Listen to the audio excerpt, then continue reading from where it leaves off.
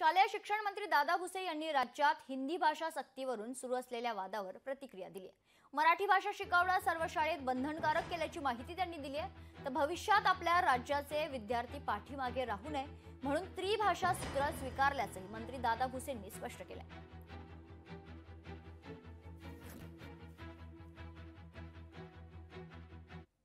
राष्ट्रीय शिक्षण धोरण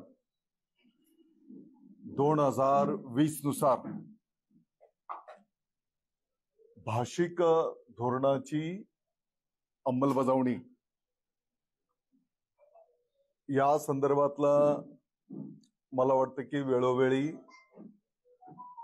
कागदपत्र आकडेवारी या संदर्भातली माहिती आपल्या माध्यमातून महाराष्ट्राच्या सर्व नागरिकांना पोहोचवण्याचं काम करण्यात आलेलं आहे। केंद्र शासनाने आपल्या मराठी भाषेला अभिजात भाषेचा दर्जा दिलेला आहे। आपल्या सर्वांच्यासाठी ही अभिमानाची गोष्ट आहे। लोकशाही मराठी ऐका, पहा, जागरूक रहा।